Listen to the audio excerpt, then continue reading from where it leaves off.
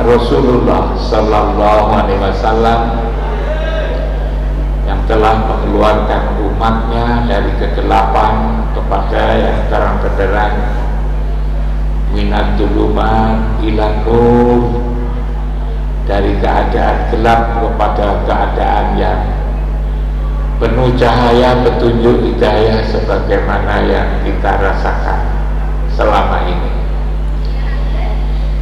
Ibu-ibu, bapak-bapak, 2 hari yang lalu saya ditelepon oleh Abah Radio supaya malam ini ngisi pengajian rutin. Saya lalu tanya kepada beliau, Abah lagi di mana? Katanya lagi di Medina. Sudah beberapa hari di Medina. Tentu beliau itu melaksanakan tugasnya, tugas yang mulia, ialah mengantarkan jamaah umroh, biasanya dari Madinah lalu ke Mekah atau sebaliknya dari Mekah ke Madinah, tapi beliau jujurnya di Madinah baru kemudian ke Mekah. Tentu saya senang sekali mendapatkan tugas dari Abah Radio, bisa bersilaturahim dengan semua para yai, para habaib, para sepuh, bini sepuh yang secara istiqomah ngaji pada hari Selasa malam Rebu secara rutin. Satu hal yang ingin saya, sebelum itu saya tadi dibisiki oleh Habib Abdurrahman Karobah untuk ngundang zikir maulid di Singosari hari Kamis malam Jumat tanggal 12. Ini memang penting sekali. Biasanya saya ikut sudah lama itu, Tapi akhir-akhir ini karena ibu bapak tahu kaki saya patah, lalu harus menjaga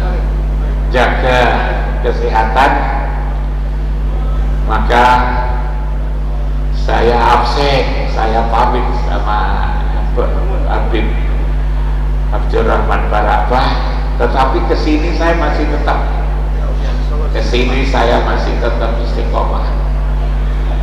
Karena itu saya juga ingin ngajak ibu dan bapak-bapak sekalian, manakala sehat lalu punya waktu, akan menjadi sangat bagus kalau ikut untuk menghormat Rasulullah Sallallahu Alaihi Wasallam.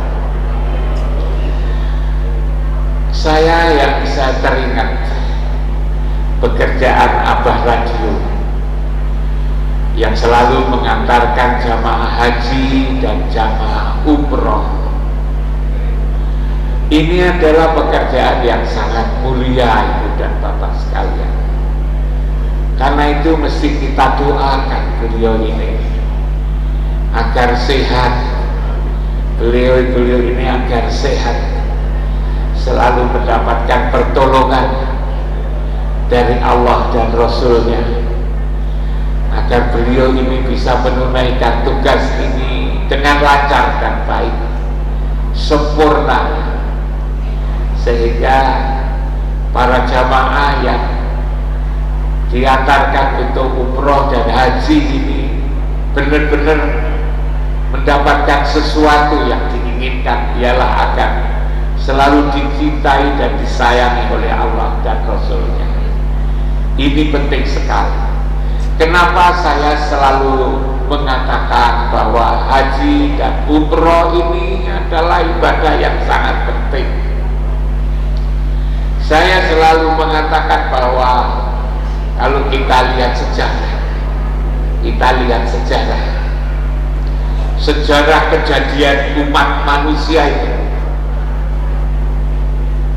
mula-mula Allah itu memang tidak awal dan tidak akhir, tidak bisa dibicarakan tentang Allah ini. Tapi lalu Allah mendohirkan sifatnya, ialah Muhammad inilah sebetulnya ada setelah Allah, diadakan oleh Allah Subhanahu wa ta'ala. Lalu dari Muhammad itulah diciptakan apa yang disebut dengan 4 fasal.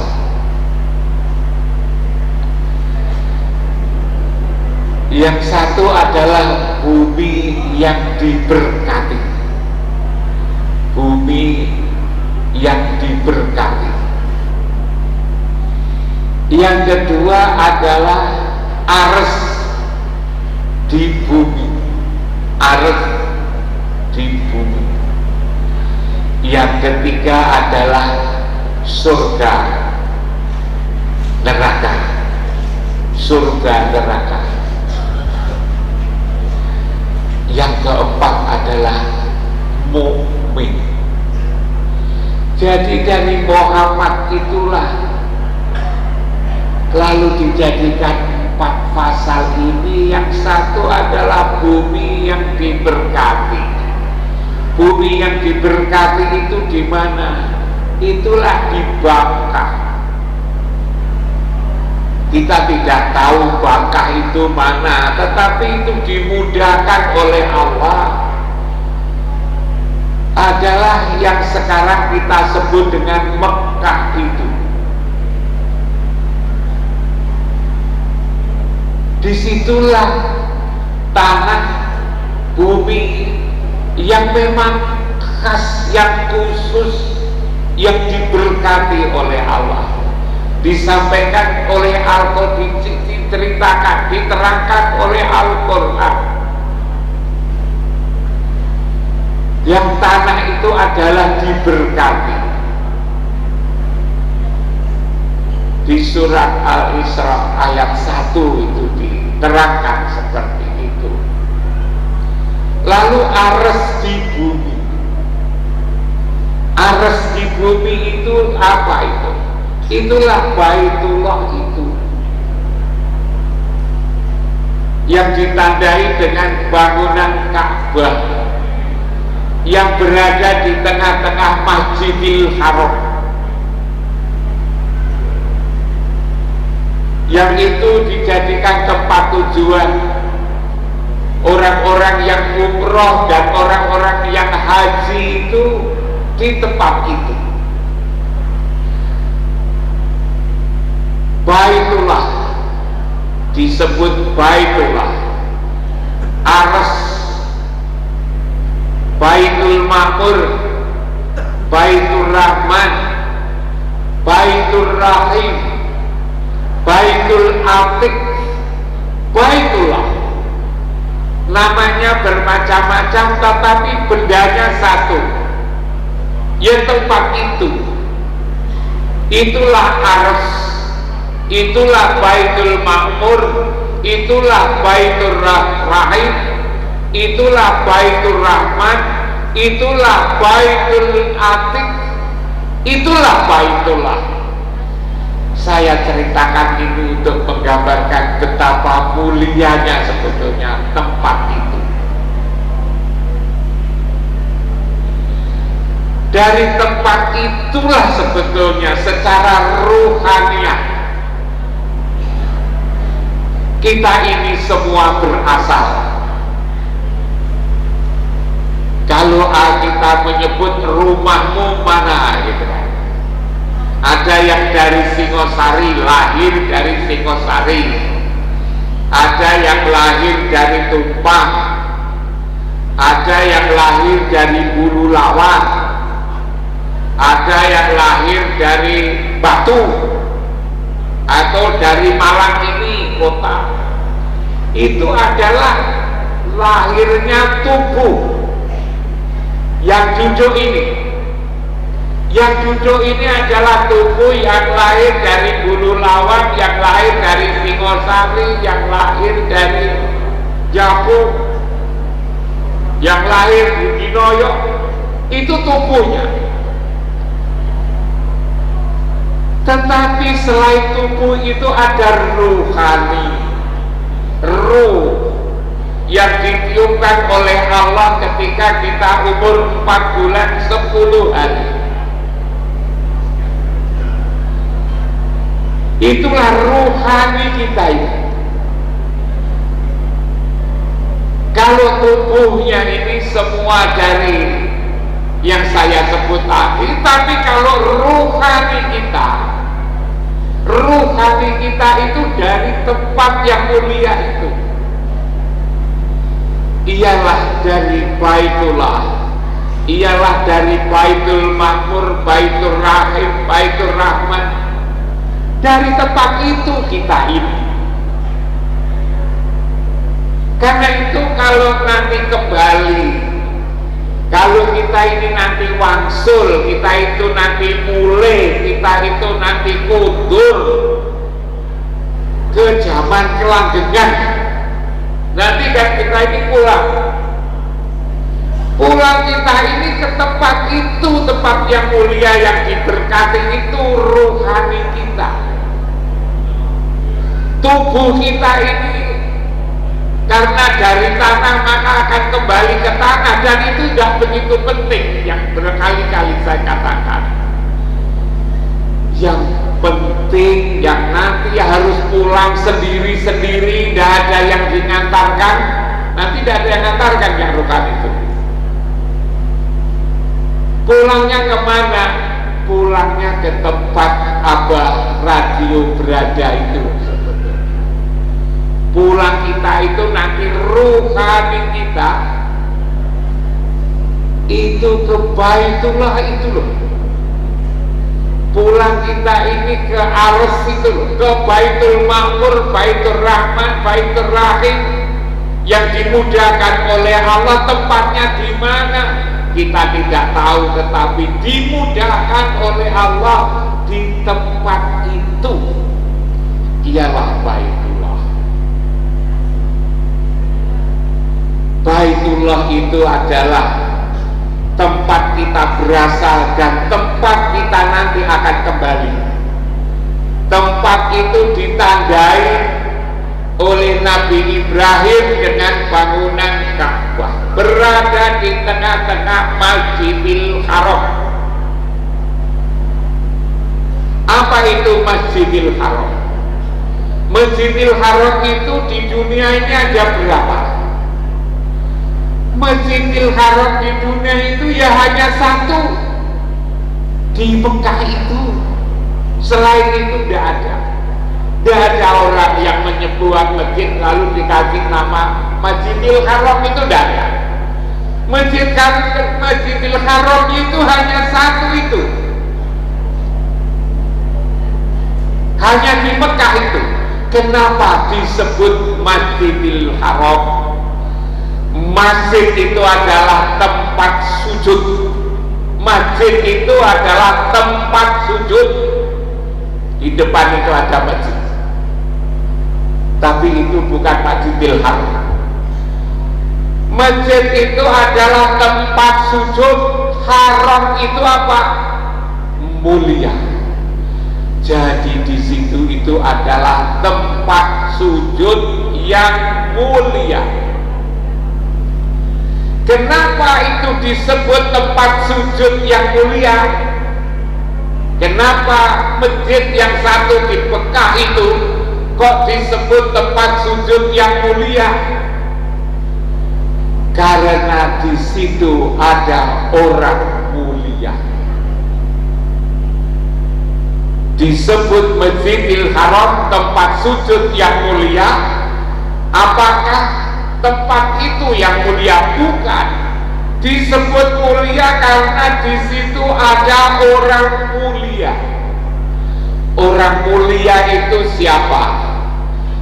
Orang mulia itu adalah Muhammad Rasulullah Sallallahu Alaihi Wasallam.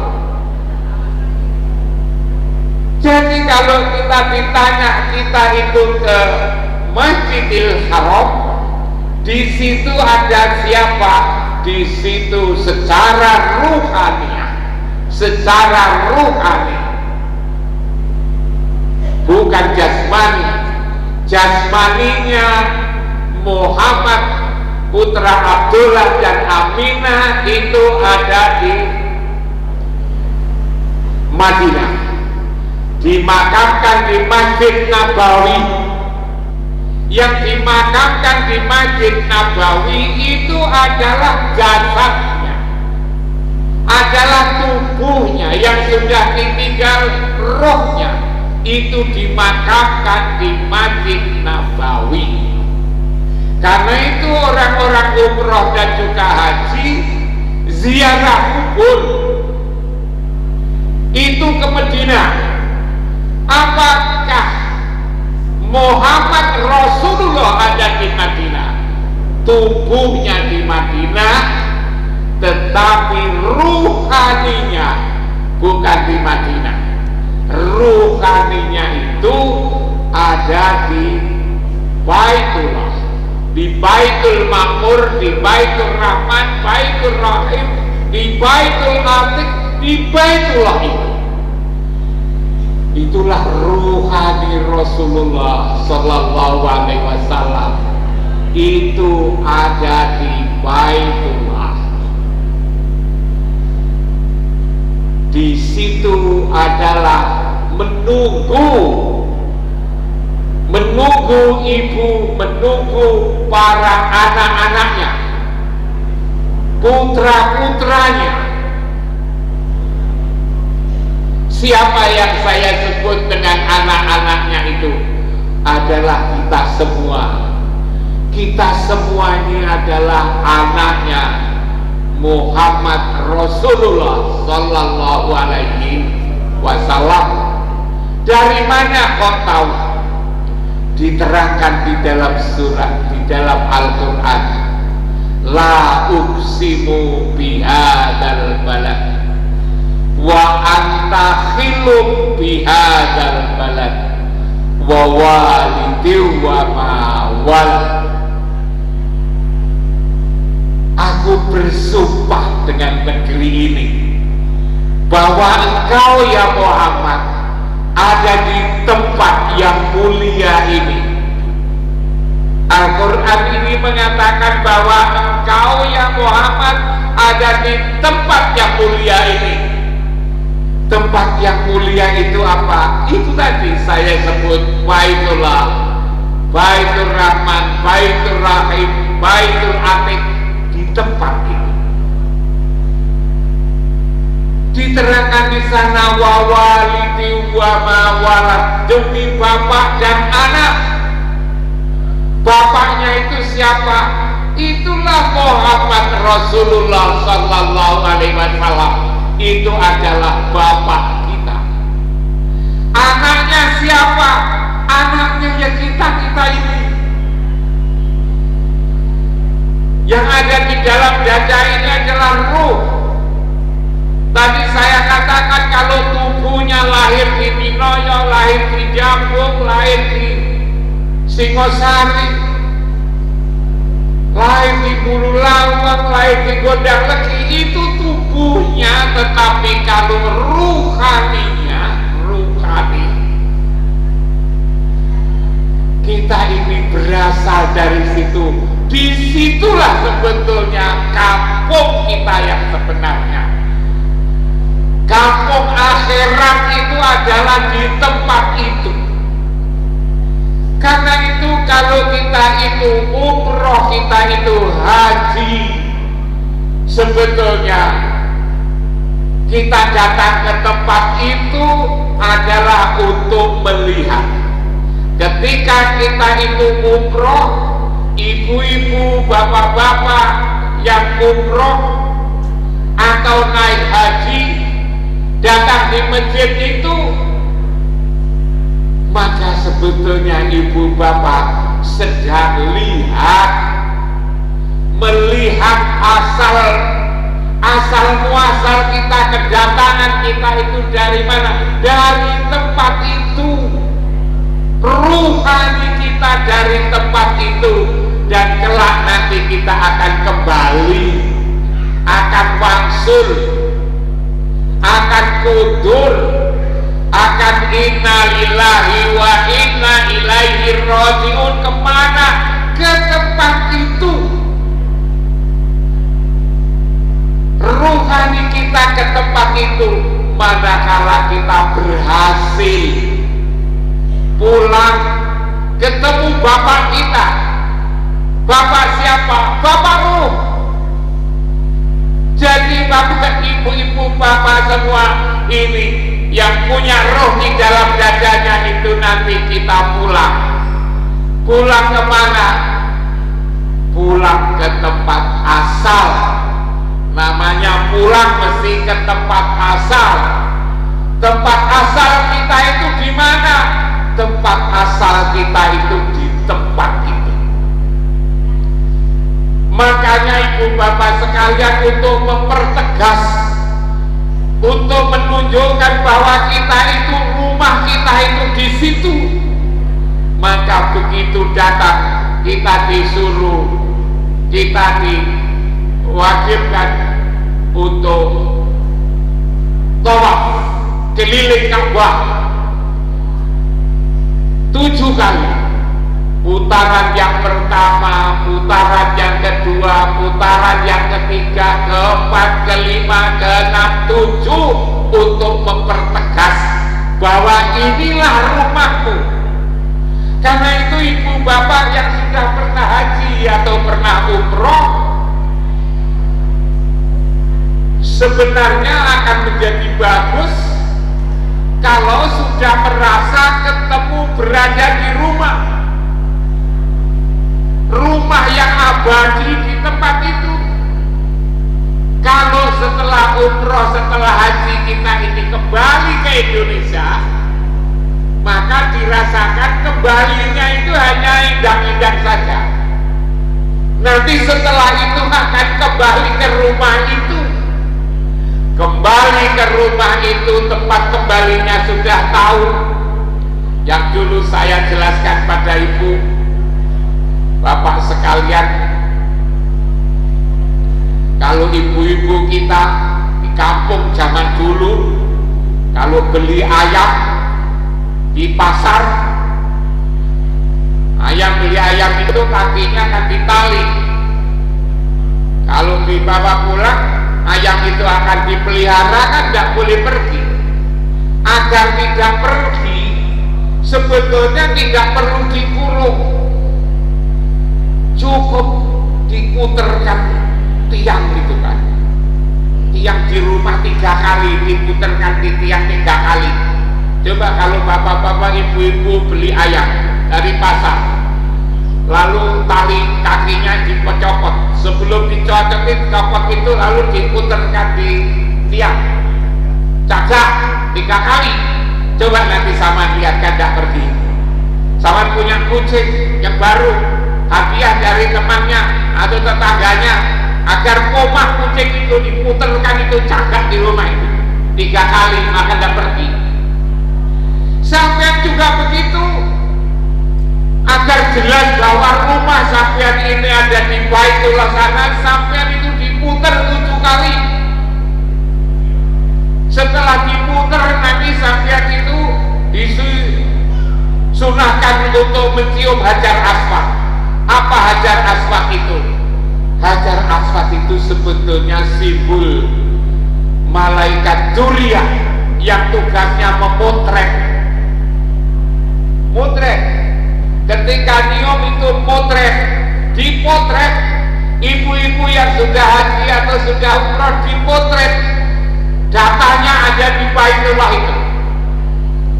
Kalau tidak bisa nyium hajar aswad, pakai fingerprint. Bismillah, Allahu Akbar, dihadapkan ke Baitullah itu akan hajar aswad, maka direkam oleh malaikat Dzuriyah.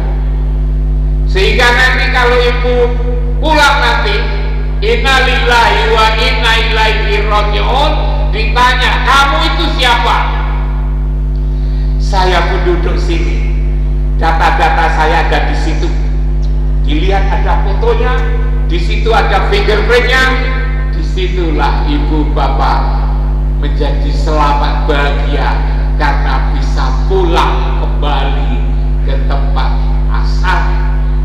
Karena itu haji umroh itu adalah lihat dari mana kita datang dan kemana kita kembali.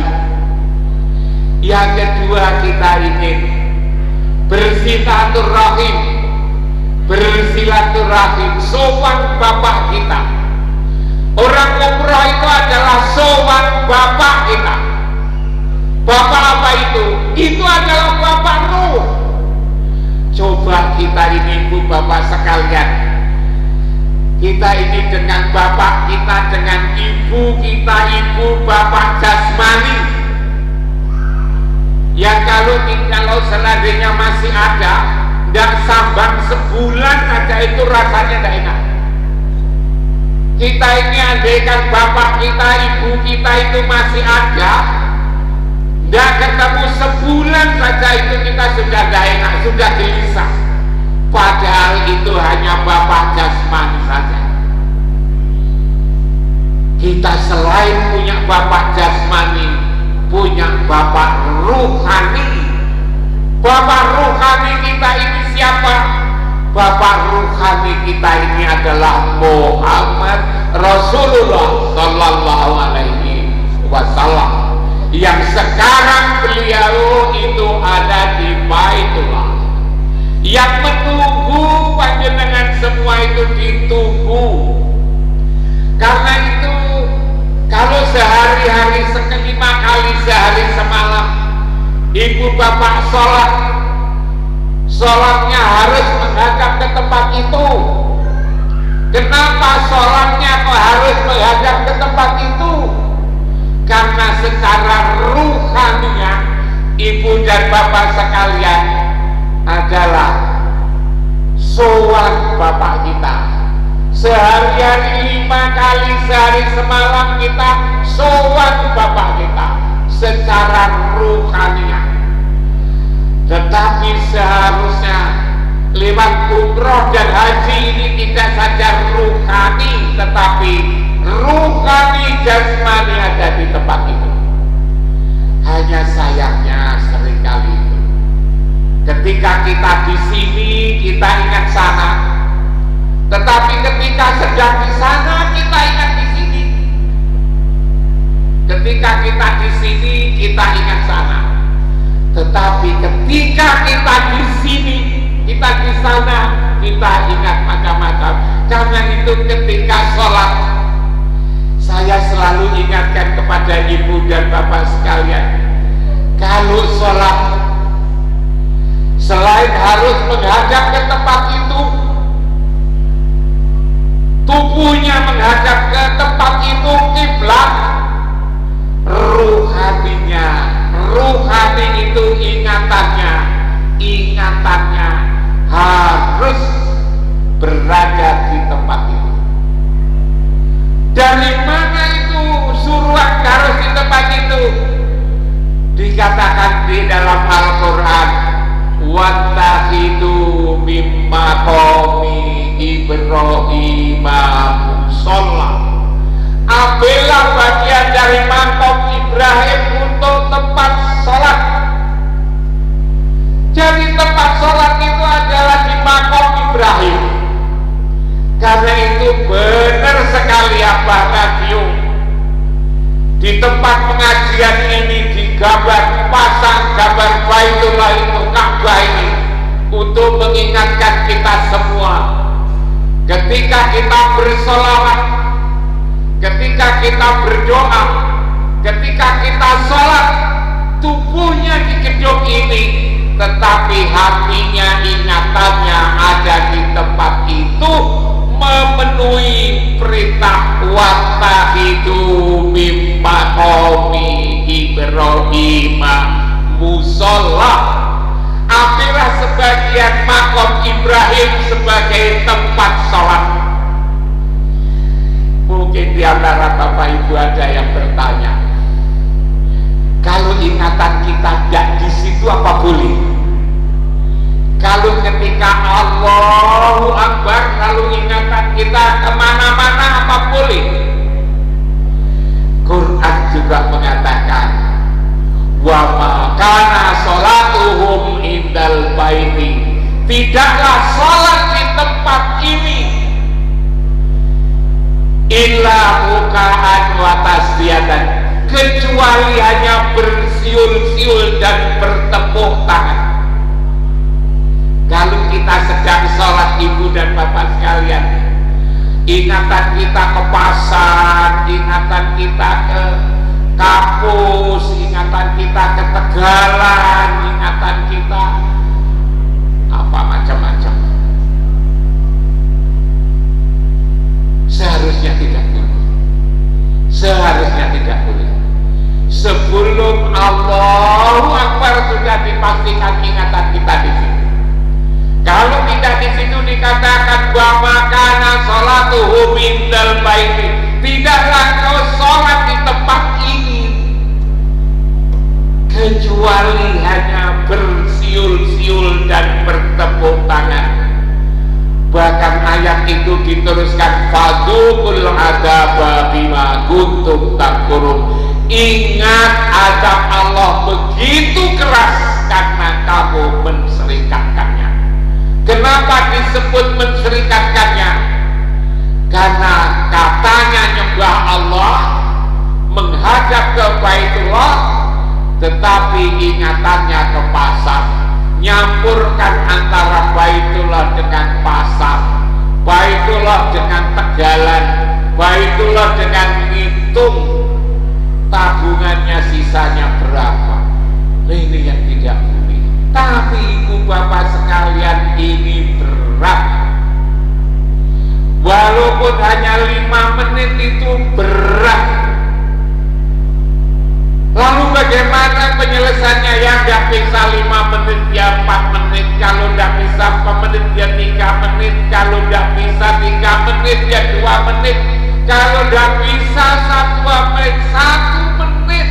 Ketika sholat ingat tempat ini, jangan sampai tidak ingat tempat ini.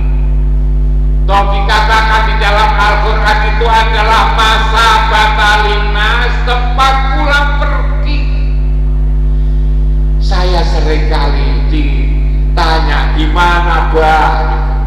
gimana Imam, aku kok berat banget. Begitu mau sholat, Allahu Akbar, saya merasa di tempat itu tahu-tahu sudah seliut ke Tegalan, seliut ke pasar, seliut ingat cucu, ingat anak mantu, ingat anak sekolah, ingat SPP, ingat bapak anak-anak, ingat ibu nih bapak-bapak. Nah ini berat, tapi dikatakan di sana masa batalinas, tempat pulang pergi. Kita ke tempat ini lalu kembali lagi, pergi lagi, balik lagi ke sini. Nanti lama-lama menjadi bisa, sehingga ibu dan bapak sekalian, ketika kita sholat bapak kita. Bapak kita adalah Rasulullah Muhammad Sallallahu Alaihi Wasallam. Dikatakan ana abul arwah. Muhammad mengatakan ana abul arwah, saya ini adalah bapaknya ruh. Wa Adam abul basar, kita ini punya dua bapak, ialah bapak tubuh. Bapak tubuh kita ini adalah Adam, bapak ruh kita ini adalah Muhammad. Jadi itulah ibu bapak sekalian, apa yang dilakukan oleh Abah Radio ini, yang selalu mengantarkan jamaahnya ke sana.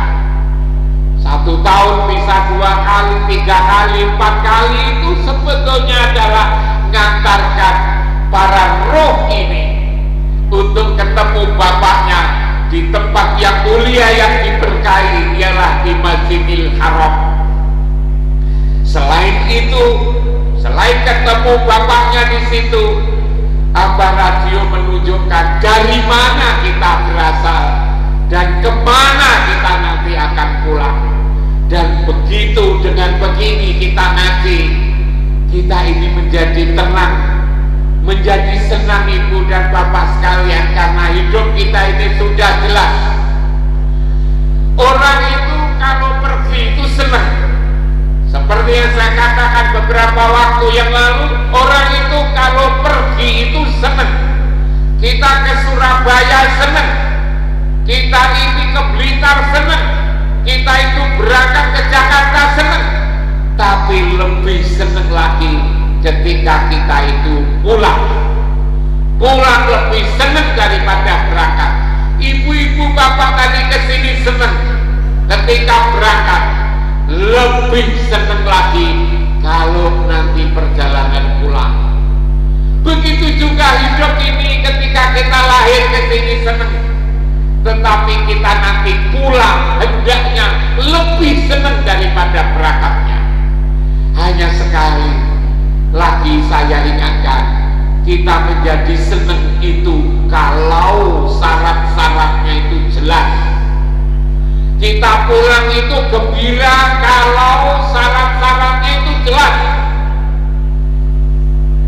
Apa syarat-syarat jelas itu? 1 tahun jalan menuju pulang. Jalan menuju pulang itu tahu, alamat pulang tahu. Coba ibu-ibu yang dari Bulu Lawang, yang dari Jabung, yang dari Singosari, kalau jalan menuju pulang itu tahu kan senang. Tempat pulangnya jelas, oleh-olehnya cukup. Lalu yang keempat, siapa nanti yang akan buka pintu, yang akan menerima kita, yang akan menyambut di rumah itu, tahu bahwa ketika pulang kuncinya itu ada. Itu kita senang. Begitu juga ketika nanti kita pulang ke akhirat, manakala 4 itu jelas, jalan menuju pulang jelas, tempat pulang jelas, di mana di Baitullah. Oleh-olehnya apa? Oleh-olehnya adalah amal soleh yang telah kita lakukan. Yang ketiga, yang keempat, siapa yang akan menerima kita? Kalau selalu ngaji, selalu cari ilmu, selalu sholat, selalu ingat Allah, mencintai Rasulullah, maka nanti akan disambut oleh Allah dan Rasulnya yang selalu dibacakan waktu kita pikir, ya ayatuhan nafsul mutmainnah irji'i ila rabbiki radiyatan mardiyah fadkhuli fi ibadi wadkhuli jannati. Ibu-ibu, bapak-bapak disapa dengan sapaan yang indah, ya ayatuhan nafsul mutmainnah, hai jiwa yang damai. Ibu disebut dengan jiwa yang damai.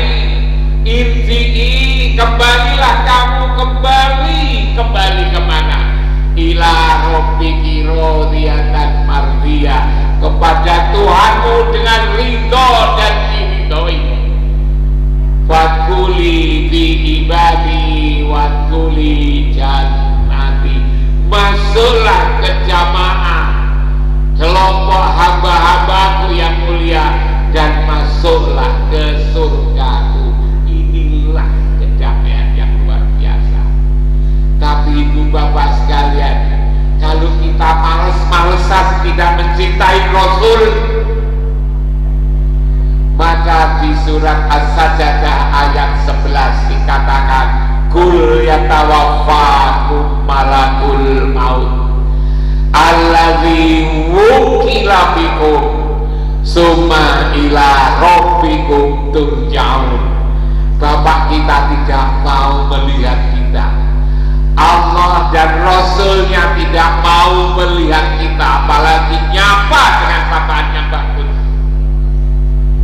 Tapi ketika kita kembali, diwakilkan kepada malaikat maut, dan kalau itu diwakilkan malaikat maut biasanya pakai protap, lalu tidak ada kasih sayang, yang katanya ketika kita nazak itu sakitnya seperti kambing dikuliti hidup-hidup. Karena itulah ibu dan bapak sekalian, kita bersyukur mendapatkan bimbingan, mendapatkan petunjuk dari Allah. Setiap hari Selasa datang ke sini adalah untuk mengkaji kehidupan kita ini, dan kelak ketika kita kembali, tahu jalan kembali, tahu arah kembali, alamat kembali, oleh-olehnya cukup, lalu disapa oleh Allah dengan sapaan yang indah. Itulah sebetulnya keselamatan ini. Karena itu kita diajak untuk mencintai Allah dan Rasulnya. Kita diajak oleh Abah Radio ini untuk selalu menambah ilmu pengetahuan, ketemu sama para alim ulama, para kiai di tempat ini, agar kita dicintai, disayangi oleh Allah dan Rasul. Saya kira itu ibu bapak sekalian, yang intinya saya mengurai, menjelaskan kembali tentang tanah yang diberkati, aras di bumi ini, mengingatkan tentang surga dan neraka. Surga neraka, ingatkan tentang mukmin. Dari 4 hal inilah lalu terjadi ciptaan Allah yang lebih besar lagi, yang berupa alam seperti ini. Yang intinya tadi saya katakan bahwa kita punya bapak jasmani yang ada di kampung kita masing-masing. Kita masih punya bapak ruhani. Ketika kita umroh, kita haji, kita tahu kita sowan bapak kita, sekaligus lihat di mana tempat kembali kita kelak. Karena itu sebetulnya kalau mengingat betapa pentingnya umroh dan haji, bayar berapa saja sebetulnya tidak seimbang. Menjadi murah, maksud saya. Hal yang murah seperti itu, balasannya begitu indah, begitu mulia, begitu agung. Ialah keselamatan, kita bisa ketemu Allah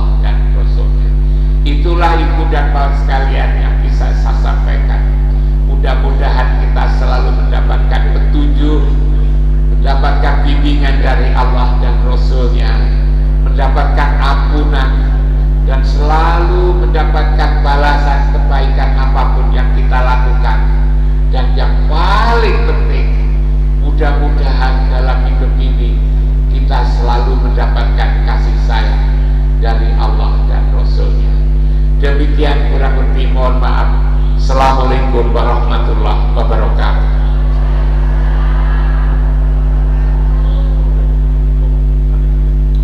Bismillahirrahmanirrahim. Alhamdulillah ya rabbil alamin.